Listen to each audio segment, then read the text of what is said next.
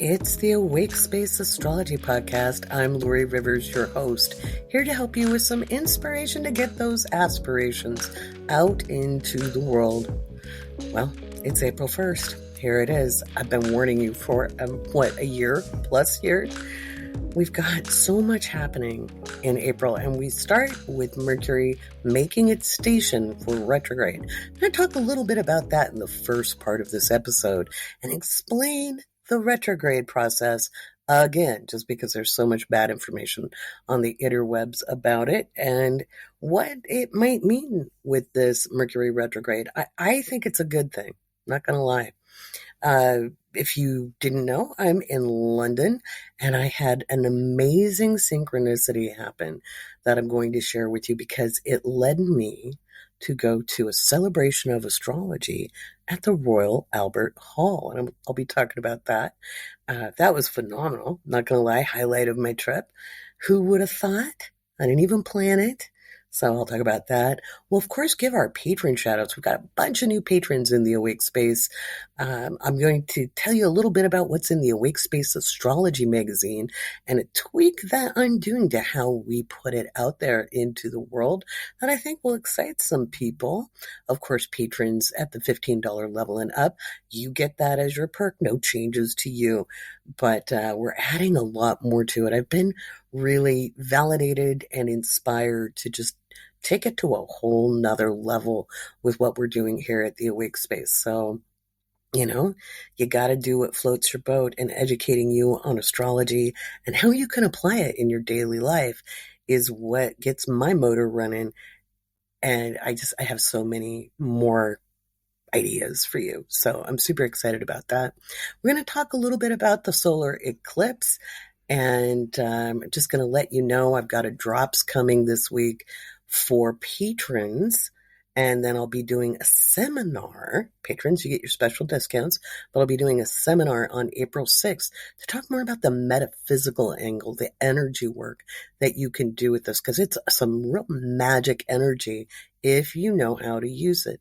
And speaking of, instead of just freaking you out completely about what's going to happen this month, I'm going to end the episode going through the astrology of the month, but we've got some very special days that you want to take advantage of. And I'll be talking about those because I want you to focus on what's good more than what you can be scared of. Fear is debilitating. And I'm not saying don't be realistic. You don't want to turn a blind eye to problems. But if you want to find solutions to problems, you have to think more positively. Okay, it's not toxic positivity to say, hey, I'm a solution seeker. I'm looking for answers. I'm looking for a way to make things better in this world. So that's what I want to focus with you this week here at the Awake Space Astrology Podcast. Alrighty. So it's an interesting week. We start April 1st with Mercury making its station in the evening if you're in the United States. It'll be April 2nd morning if you're in the UK. And what does it mean when a planet makes its station? So let's talk about the retrograde process. So first of all, retrograde isn't real. Neil deGrasse Tyson is correct. It is an illusion astronomically. Astrologically, when we look from an Earth-centered point of view, we're looking up at the sky, there is that optical illusion of a planet stopping. It appears to stop, and then it looks like it's moving backwards. Why do we pay attention to that in astrology? Well, as a modern astrologer, I'm going to tell you. Our perceptions shape our reality. So when we're standing on Earth and we look up at the sky and we see Mercury or any of the other visible planets look like they're going to stop, we know there's going to be a shift in the momentum of the energy. Now, we've had all planets direct since January. And you blinked, and here we are in April, just like I told you the year would be like, that we'd be hurtling through space and time. Mercury putting on the brakes is kind of a good thing because it's a very volatile month. So this is protecting us a little bit. We wouldn't want unfettered energy, just like free falling with all of the other things we have happening this month. So Mercury is in Aries, it's stationing, and that means it looks like it's going to stop. If you notice, maybe your tech or communications might have been a little wibbly wobbly, might have been a little klutzy, maybe you got a bonk on the head or something, because it's appeared that Mercury has been slowing down. And notice I said appeared. Is it really slowing down up in the sky? No, it's not. But we live here on Earth, and our perceptions shape our reality. So when Mercury starts to slow down, we call that the pre-retrograde phase. It is not a pre-shadow. Okay, there's no such thing as a pre-shadow. Somebody made that up on the internet, and that's just ridiculous. So it's a pre-retrograde. It means it looks like it's starting to slow down. As it, just kind of like if you were driving a bus or a train and you need to slow down, you don't hit the brakes and slam them on, right? Everybody's going to be thrown through the windshield. You have to slow it down. And that's what, like, the week or so before Mercury goes retrograde, you start to feel that movement slowing down. So there's that. Tomorrow it'll look, or Monday, as you're listening to this, tonight, if you're in the States, or tomorrow morning in the UK or Europe, it'll look like Mercury has stopped. Like there's no movement at all. And that's the station. And then it will turn retrograde. That means it'll look like it's moving backwards in the sky. That happens for 3 weeks. April 25th, Mercury will station again and then turn direct. All right, so we've got about 3 weeks of Mercury moving on the retrogrades. This is not bad. People blame Mercury retrograde for freaking everything. And this time, Mercury's not making any tough aspects to anything. So, yeah, we'll probably have some communication snafus. Yes, you're going to have to be more present and pay more attention. You could get the drops. You might miss an email or two, or you might find some emails you missed.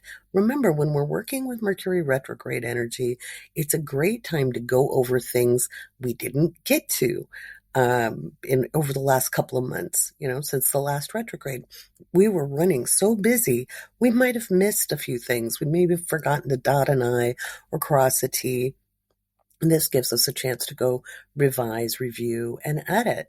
Now, you want to look at where Aries is in your birth chart. Okay, and yes, you do have Aries in your birth chart. You have all 12 signs. I don't care if you have placements there or not. You've got Aries there. Find where Aries is in your chart, and that is the area of life, the house or houses that Aries is in, that will be most impacted. Okay, so if you're a patron, get ready. I'll be doing a little patron-only episode giving you your Mercury retrograde survival guide, just like I do every time.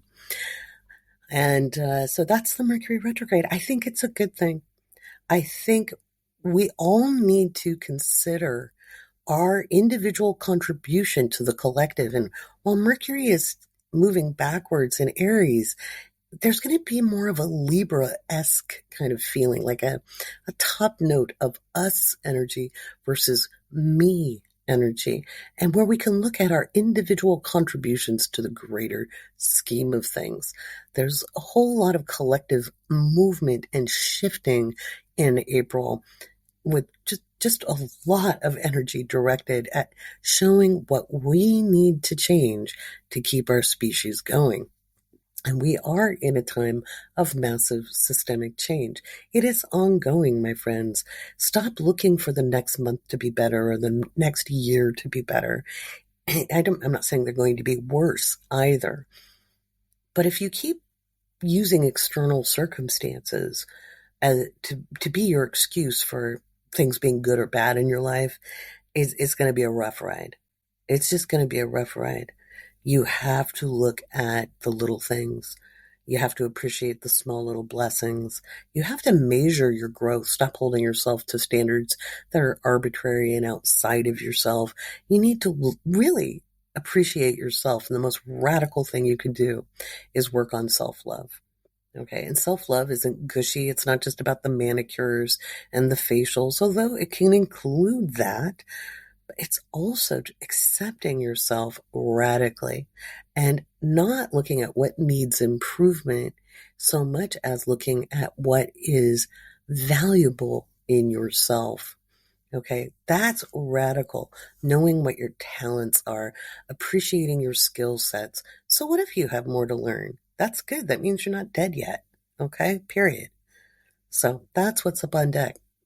So I don't know what we're doing together today. I don't know if we're driving to work or, well, in England, it's a bank holiday. That means the day is off on Monday. But in the States, I don't know if I'm going to work with you or I'm folding laundry or we're just having a cup of coffee together or we're doing our hot girl walk. I've been doing a lot of hot girl walks here in England. Lots of hot girl walks. I've been really good about the walking and getting my steps in. And I got so out of shape because I was doing too many readings and being very sedentary between 2022 and 2023. And it was not good for me. It just wasn't moving my body. And so London was where I set my intention to get my body moving. I girl bossed a little too close to the sun a couple of days. So today I was like, okay, today's a work day and I'm going to get all the writing done for the magazine. If you guys didn't see the magazine preview for the cover, now this one's mine. I did use an AI generator to make the cover. And I kind of collaged it with some other images that I made of cosmic surfers observing the Mad Hatter. And that's just the energy of April. I'm very proud of that cover. It's a funky magazine. I'm still writing it as I record this. Predictions are done, but I've got some articles. Let me go over it with you because I think you guys are going to be like freaking amazed at this episode. I've been inspired with this issue. Okay. I know where we can take this magazine. So we, of course, have the astrology crew. Casey wrote some of the horoscopes, and I'm excited about that. Casey is one of the astrologers. Let's see. We've got our April calendar, of course, and then I wrote about the energy of April and what you can expect on a metaphysical level. Thoughts on the month on a political level. We've got an article about the solar eclipse and another article in the astrology school section where we discuss what eclipses and comets actually mean in astrology. Of course, your astrology vocabulary, the astro vocab, for April. Every month I give you a little vocabulary lesson. Articles about healing the money wound, and that's a course I've got going. We'll be having that come out. I've actually got a calendar of class offerings. I thought we'd be organized. How crazy is that? So there's an excerpt from the book in Healing the Money Wound Using Astrology. Let's see. We've got our classes and workshops and events roster up. And then I did a little excerpt from the Astro Guide, Volume 1, Issue 1, which is your ultimate cheat sheet, which is a Patron perk. But I find a lot of times I produce so much content, people forget what you got in the Patreon. So I just put a little blurb into, from there, I put the story of the houses and also what houses are and what they mean. So that's just a little inclusion there and a reminder to download your perk. We've got the solar eclipse seminar coming up. That's there. Talking about consciousness and why it matters and how we interpret astrology in the natal chart, looking at consciousness and the different layers and expressions on that spectrum of consciousness. I thought that was a good one to do. Of course, you get in the headlines where I do the predictions through the lunations. That's the signs the moon is going throughout the month and what I think you'll see in the newspaper or on TV. If you hear any snoring, that is my daughter who has been averaging 10 to 15 miles of walking a day. And she just had a really good Easter dinner. So if you hear some snoring, that's her. You get your lunations and major ingresses and stations in this episode, in this issue as well. Talking about making your magic, okay? Using some of the eclipse new moon energy in a more magical and mystical way. Affirmations for the Aries new moon. And then, of course, we'll talk about the full moon in Scorpio. Full moon in Scorpio. That happens later in the month. And, of course, that's going to help you plot your course through the moon. A little moon journal. Let's see. Oh, and then we have our horoscopes, as always, for the different signs with your journal. It is chock-a-block this month. I'll also be having a little article about the Uranus-Jupiter conjunction coming up, but we have a couple of other things that I want you to know about in this episode of the Awake Space Astrology Podcast. Let's do some patron shoutouts. And then I'll tell you about what I did in the Synchronicity in London. Because I keep telling you guys, you got to listen to that still small voice. You got to listen to your intuition. And I had to take my own advice. And man, when you do it, when you really listen and follow your own guidance, your higher wisdom, whatever you want to call it, it's so worth it. So, we're going to move. Rustle on the bed. Yes, coming to you live from my hotel room in London. Gosh, it's been nice to be back. I haven't been back in London in decades. But it's been a great trip. Really enjoyed being with my daughter and watching her explore and experience it in her own way. Alrighty.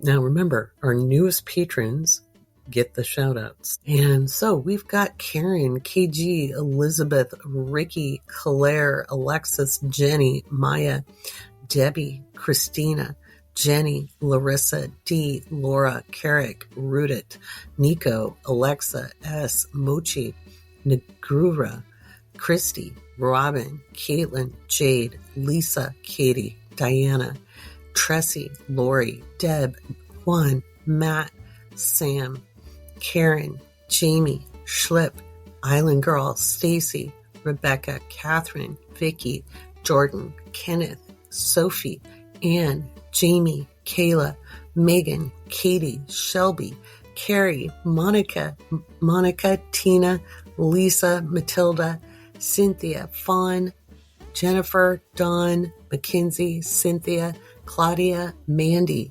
Catherine, Melissa, Lauren, Kristen, Deborah, Jelena, Tracy, and Katie. Wow. I am so moved that all of you new patrons decided to sign up and support the Awake Space Astrology Podcast and the Awake Space magazine.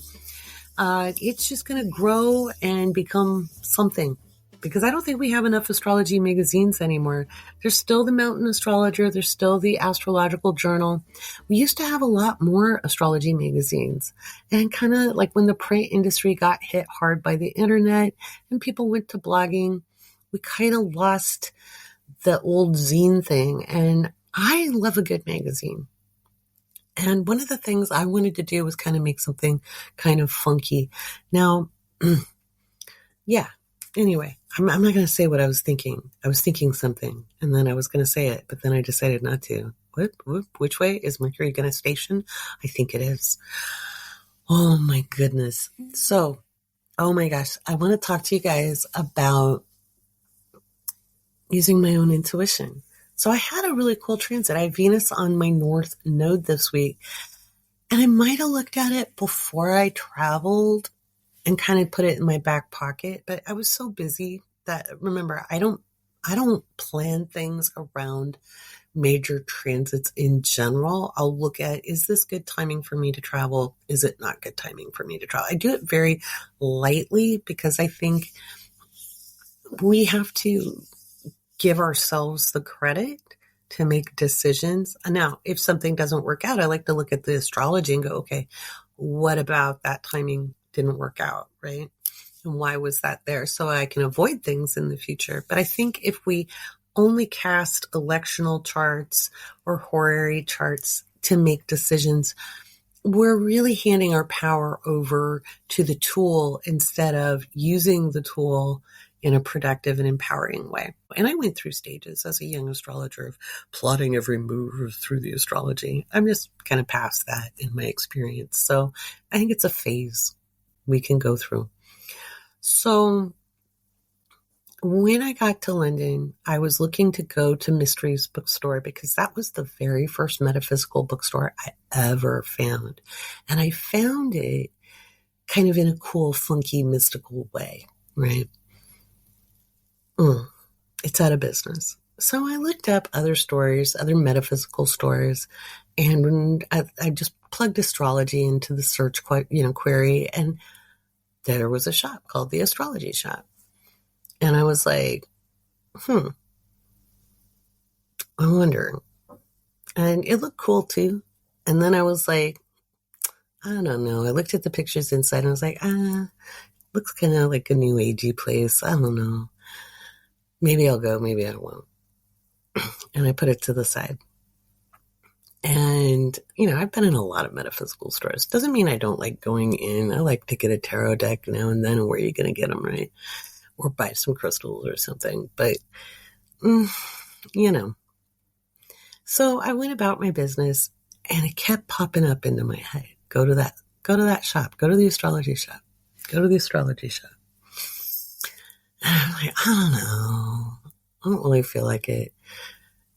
But it started getting louder and louder, the push, okay? And it was a prompting. It's not like I had a voice in my head going, go to the astrology shop.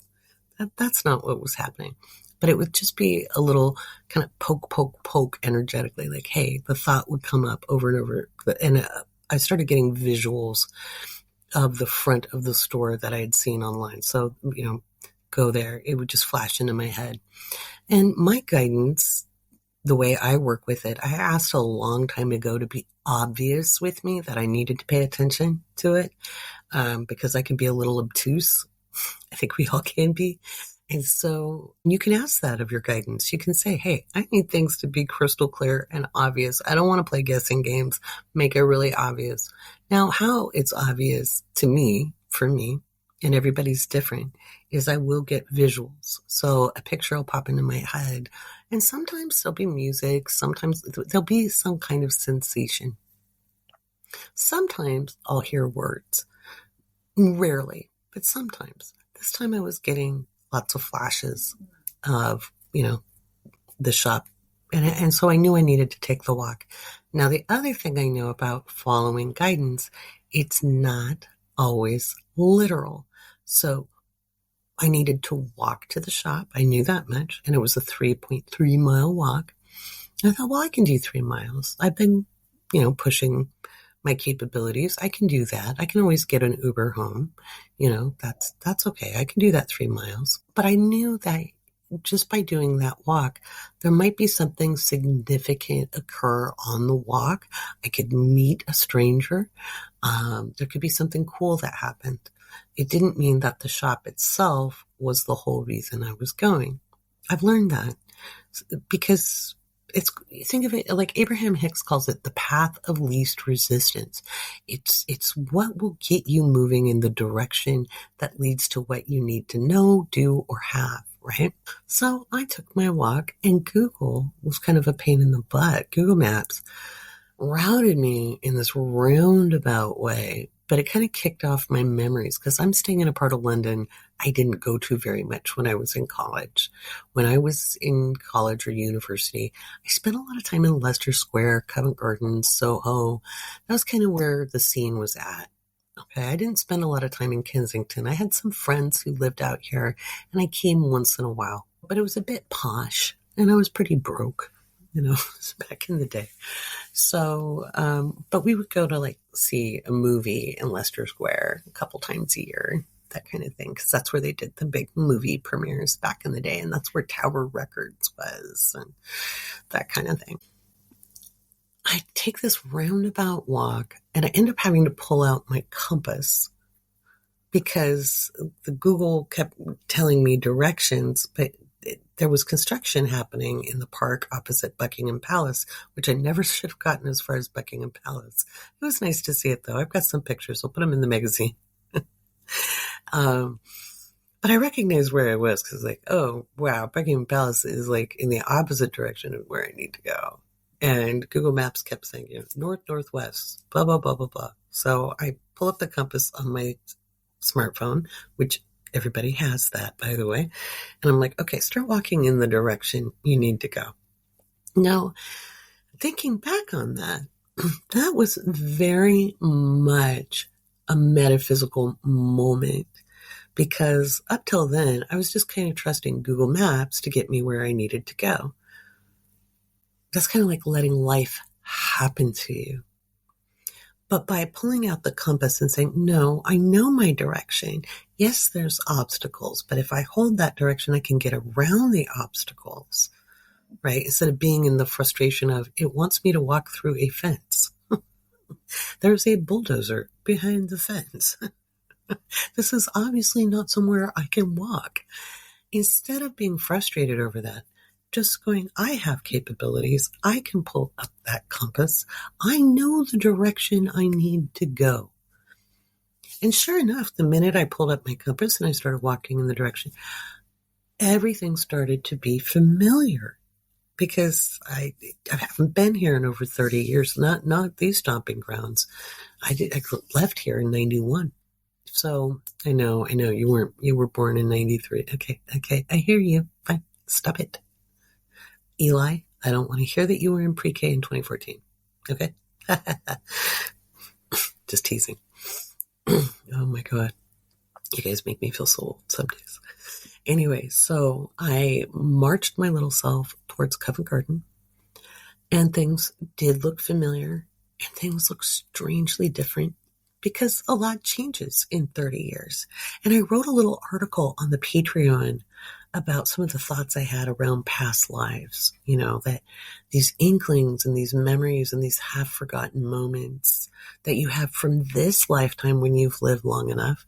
Imagine if you've lived thousands of lives. You're not going to remember much. You'll have feelings, you'll have inklings, you'll have half-remembered thoughts, and occasionally you'll get, a bone thrown your direction. And so, anywho, I was walking through Covent Garden and I got to the astrology shop and I stepped inside and it was a real horde of people in there. It's not a big inside venue. There's a lot of great stuff in there, but there was a lot of people in and they were all excited and happily shopping, but it was a bit too many people for me. I'm not a people-y person. I love people, but I don't like groups of people. It's a lot. So I popped back out of the store and I went and I took a walk down the road. I thought, well, maybe that wasn't it. Maybe it's not the shop. And sure enough, the thought pops into my head, go back in there. And I love how my higher self sometimes sounds like me as a mom. Go back in there. Get your butt back in that store. So I'm like, fine. And then I kind of wandered back and I walk in and everybody's left the shop and I see a tall man, probably in my age group. And I'm like, oh, he's a real astrologer because, astrologers kind of look like anthropology teachers. Real professional astrologers don't tend to be, in flowing robes. We don't tend to. We do tend to dress a little quirky. We're a little eccentric, but think about the cool college professor. Okay. So instead of introducing myself as an astrologer, because when an astrologer meets another astrologer, they don't say, I'm an astrologer. Okay. Just letting you guys know that. Because anybody and their mother can say they're an astrologer. No. When a real astrologer meets another astrologer, we prove ourselves as an astrologer through the questions we ask or by making a statement of who we studied with or something like that. So I asked if he had any books on the Arabic contribution to astrology because I'm doing a research project on it, and I really am. And he looked at me and he kind of gave me a quizzical glance and said, I'm assuming you don't mean Arabic parts. I said, no, I have all of Robert Zoller's work. which, by the way, if you want to learn about Arabic parts or lots, then Robert Zoller's work is very, very good. It's very academic, but it's not beginning astrology. Okay, it's just not. I'm not gatekeeping. I'm just going to tell you, you're not going to get very much out of it as a beginning astrologer. Learn your basics. Okay, get your foundation, then move on to things like the nodes and parts of fortune and what have you. But you want to get your basics down. Anyway, he found me the books. And I kind of checked in with my guidance, and I didn't get that it was complete in that moment. It just wasn't complete. So I go to the counter to check out and purchase the books. And on the counter was a flyer, and it said Celebration of Astrology, Royal Albert Hall, March 30th. Well, that was, I found this on Monday. March 30th was yesterday as I'm recording this. And there was still space. And so I grabbed the flyer and met up with my daughter, and she took a couple cute pictures with me there in the magazine. And so I got to go yesterday. So I knew it was going to be something special. And so I got up in the morning, all excited, got ready, looked pretty. My daughter helped me. She does my makeup because, I mean, I really can't see anymore. You know, it's, I can see functionally. I can still write, but it's very difficult for me to do things like do my hair and my makeup and make it look actually good. Because what I think looks good to very well-sighted people looks like a hot mess. I keep getting informed of that, not just by my daughter, but by friends. They're like, "Oh, you thought that looked cute, did you?" "Oh, no." "We're very concerned." I'm like, okay. So anyway, I'm very grateful to have people who look for me in this lifetime. So my daughter and I walked to the Royal Albert Hall in the morning, and it was just so exciting. I really wanted to go to the Royal Albert Hall when I was in college, but I was a broke student. I couldn't do half the things I wanted to do back then. So just being able to go to that venue to an astrology event, nonetheless, was so exciting. And as I got in, there was just all these lovely people there. And one of the speakers was Mark Jones. He was a psychoanalyst for a very long time. He's a very remarkable astrologer. And his talk was so moving and so validating because his approach to astrology is very similar to my own, where we look at it as a tool not for pathologizing people and having them stuck in the wounds of life, but rather as a tool for self-discovery and self-actualization. And to hear him speak, it was just beautifully validating. I'm hoping to have him on the podcast. I got to speak with him for a little bit. There were other very talented astrologers as well, and I got to meet some lovely people. And if you're one of those lovely people I got to meet on Saturday, the 30th at the Royal Albert Hall, I am so glad you're tuning in. It's such a pleasure to meet people and speak astrology. So that was something just really lovely. Now, part of how I got to speak to Mr. Jones was I followed my guidance inside the hall as well when we went to get seated. Normally, in a lecture series, I will sit up front so I can see the screen. But for some reason, this aisle seat came into view very strongly to me. And when I entered to get seated. And so I looked at that and I thought, no, I should sit up front. Because, see, I always argue with my guidance. There's nothing wrong with arguing with your guidance. Okay? It's okay to argue with your guidance.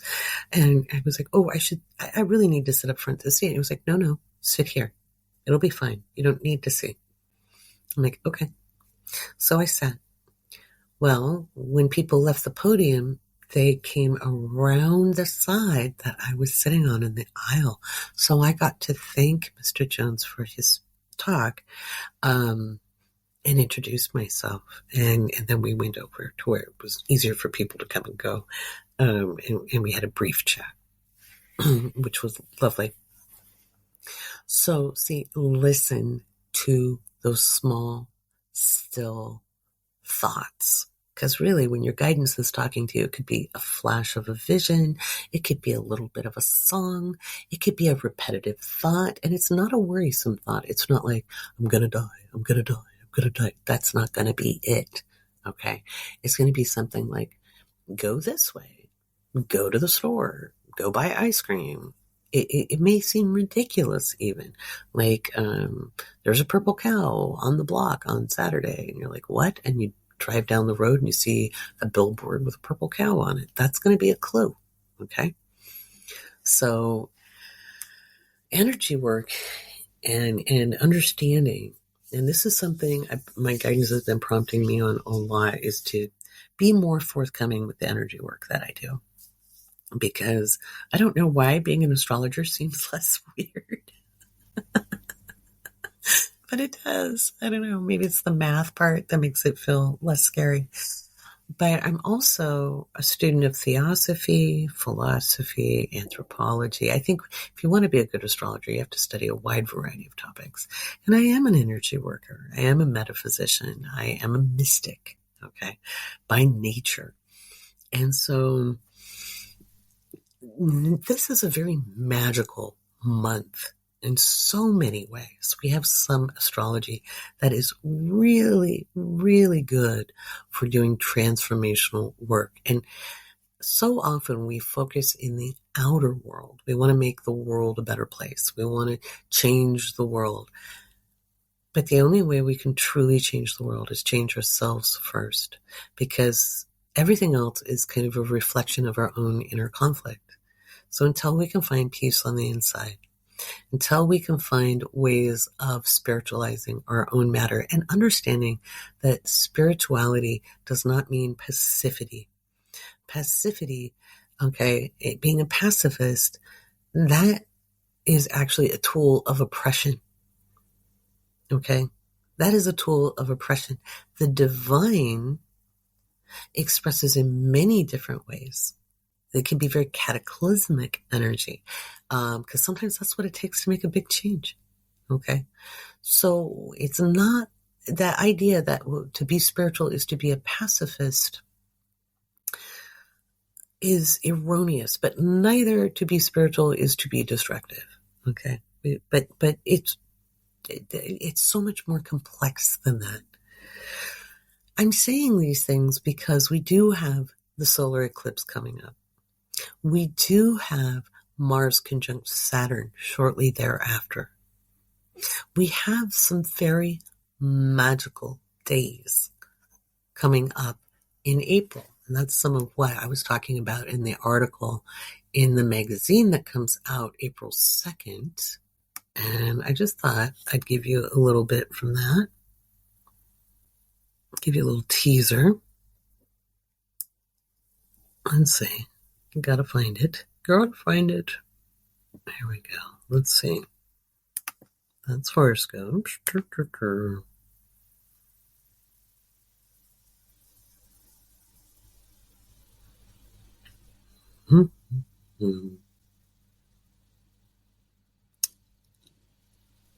Oh, I just saw it.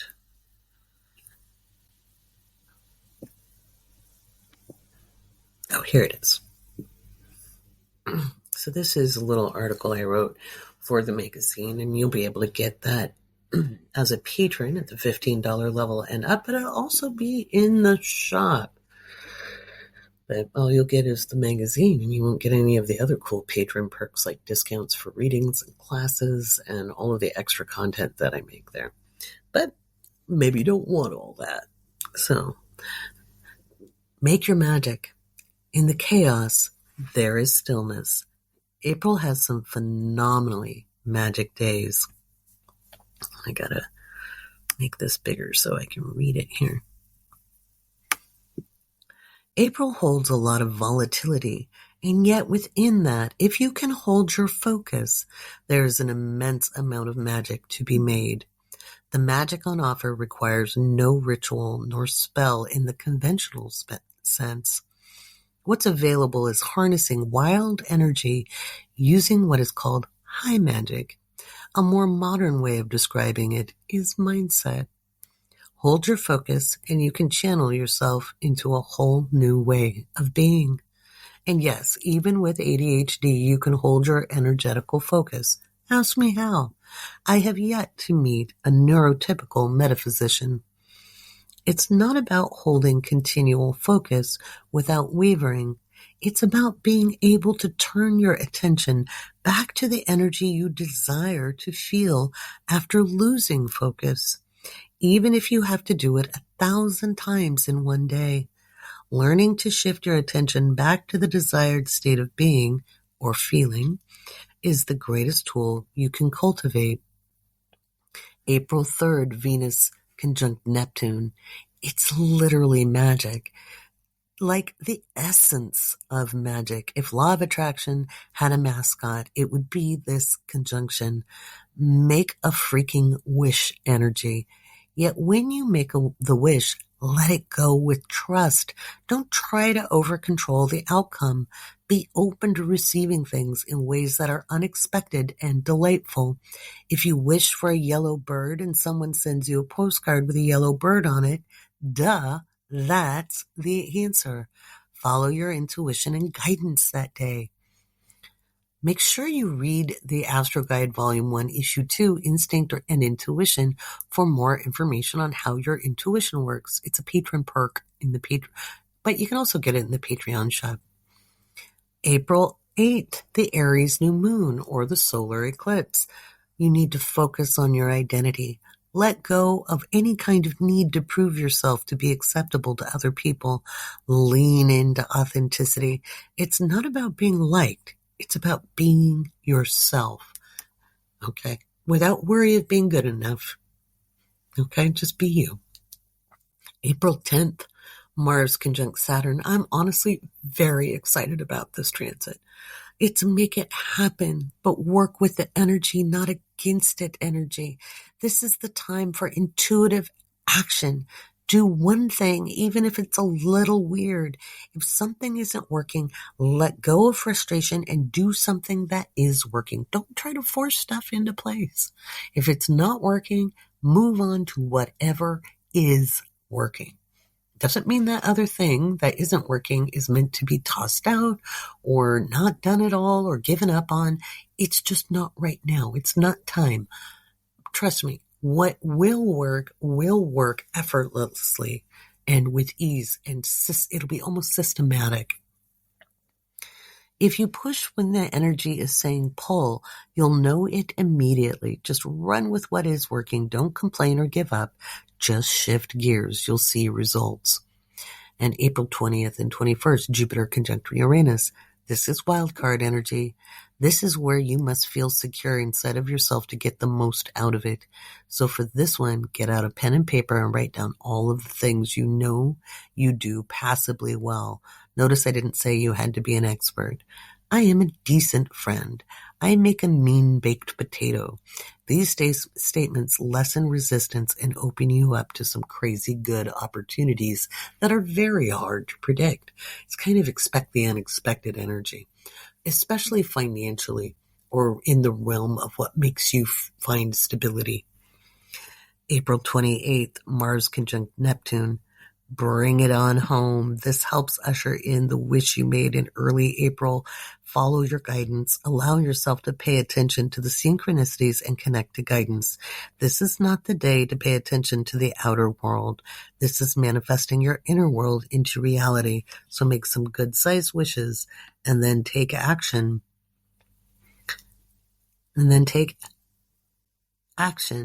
To make it happen at the end of April. So it's really important to hold your focus. Okay. The power is in the noticing. The perfection is in the correction. It is not about just forcing your will. Okay. When we exercise our free will, we're co-creating with the universe. It's not saying, oh, the universe will tell me what to do. You know, when you're listening to your guidance, it is your guidance knows, okay, what your higher self or your soul self wants to accomplish in this life. Okay. Or what would make you more fulfilled and more satisfied.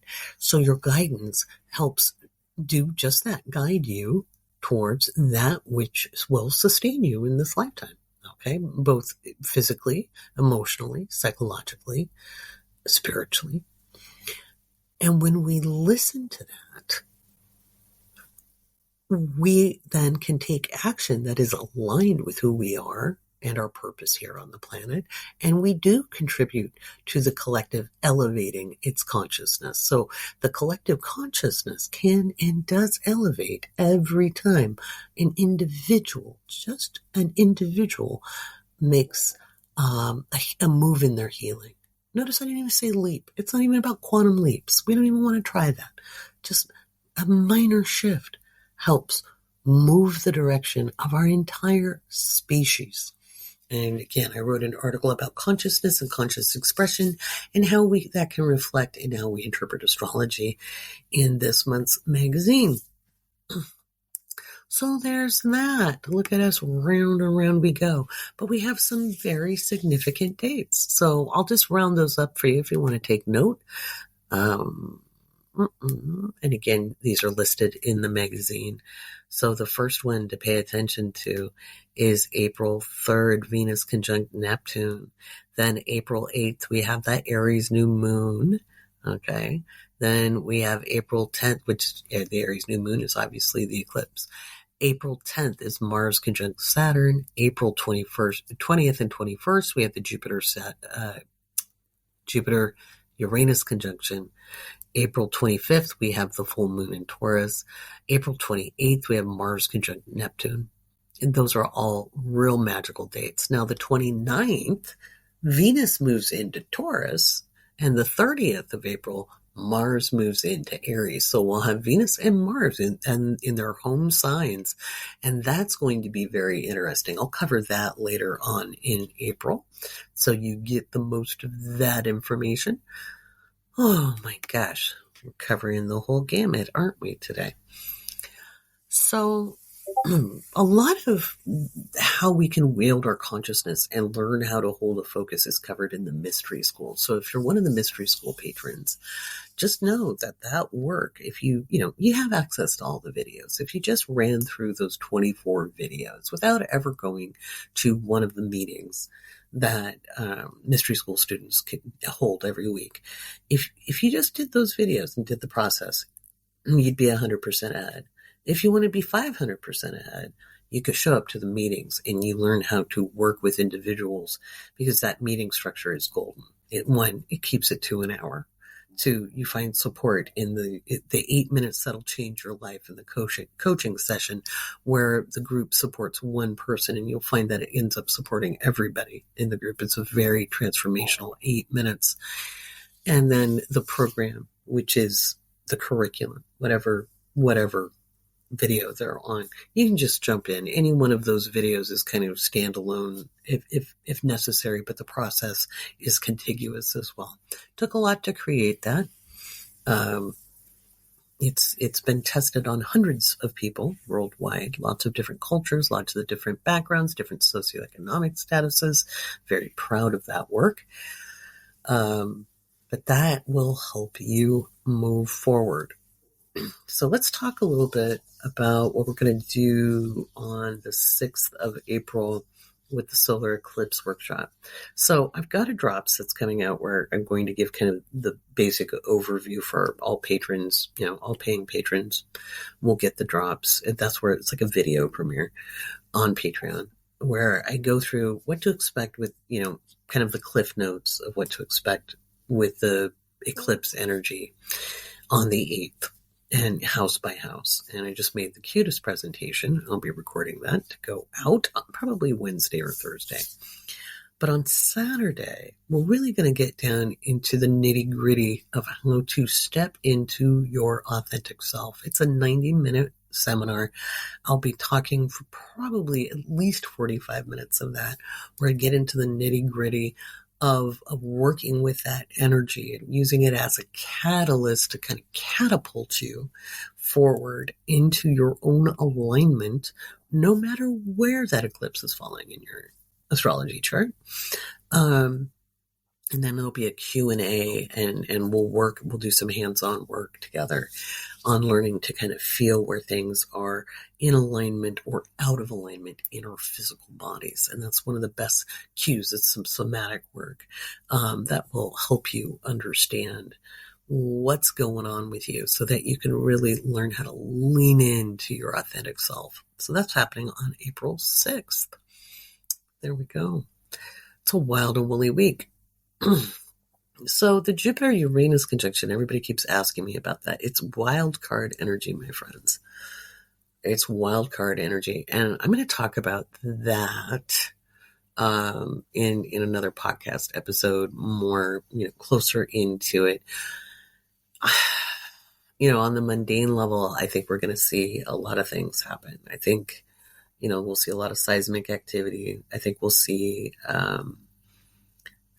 some real strange occurrences out in the world.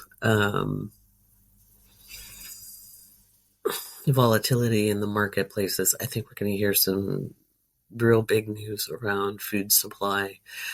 The United States is kind of a news bubble. And, now that I'm back outside of the United States, I'm hearing news from a lot of different countries where there's immense amounts of flooding, crop failures, drought. South Africa's in a drought. It's a major grain producer. Madagascar is just flooded. And, it's easy to be afraid when we look at the outer circumstances. And yet, if we render ourselves powerless, we can't mitigate or move with these changes. And it's so essential to stay on our toes right now. So with the Jupiter-Uranus conjunction, there is also great innovation. Now, I happen to have a Jupiter-Uranus conjunction in my natal chart. And the Jupiter-Uranus was conjunct in 1969 at 0 degrees Libra. And that is in my chart. It is. That's maybe one of the reasons why I'm a strange teacher preacher. Emphasis on the strange part, the eccentric part, right? Or not. I don't know. Innovative. Let's go with that. Anyway, the men were coming back from the moon the day I was born. Okay, so my mom went into labor when they took off for the moon, and I was born when they were coming back. There was innovation happening. There was a change in technology happening. There was a change in society happening in 1969. There was a lot of social change starting and getting kicked off. And so we could see innovation happening in agricultural movements. We could see changes in economic movements. I've been saying, if you want to liberate yourself from the chains of society and the bonds of late-stage capitalistic culture, then you want to form workers' cooperatives or deep collaborations. That's one of the things I and many other metaphysicians are doing, are looking for like-hearted people to work with. Notice Matilda and I are pairing up. Okay, we do different things, but we pair up nicely. We co-create well together. I'm asking certain people to be guests on my podcast because our messages line up. We might do things a little differently. We might use different vocabulary, but we're on the same path. We're there to help uplift people and help them move forward. So that's exciting. But anywho, that's where we stand today. So I don't want you to worry about any of the aspects. I know there's other people who call themselves astrologers on TikTok or Instagram or what have you. But I will guarantee you some of the very best astrologers don't even hit social media. I just happen to enjoy communicating with people. I just happen to enjoy performance. Some of the very best people I know do not have social media presence because they're very introverted. They're very intellectual, and they couldn't be bothered online. So it's important to remember that. Alrighty, I think that is it for today. I'm gonna love you and leave you with just this. I'm gonna remind you of what we've got going on astrologically in April in the calendar, but you can find that also at the Awake Space Patreon. And remember, you can join the Patreon for free, which helps because like I put out like when the podcast goes out, although lately it's not showing a preview. Just click the link. I don't know why Spotify is being such a douche, but yeah. So here's our April astrology calendar. We've got Mercury retrograde beginning pretty much on the 1st of April. April Fools? No, it's not. It's really happening. Venus and Neptune conjunction in Pisces on the 3rd of April. Venus moves into Aries on the 4th. It's going to be a little spicy. But it's good to tune into how you want to align into your authenticity. See, that's all. This month is all about diving into the authentic heart of things. It will also be very, very hypersensitive with all the Aries energy. Aries new moon solar eclipse is on the 8th. The Mars-Saturn conjunction in Pisces is on the 10th. I think that's going to be a very powerful alignment. And then on the 19th, we have the Sun moving into Taurus. We have the Jupiter-Uranus conjunction in Taurus. We have the Scorpio full moon on the 23rd. We have Mercury direct on the 25th. On the 28th, we have Mars-Neptune conjunction in Pisces. And then we have Venus in Taurus on the 29th and Mars in Aries.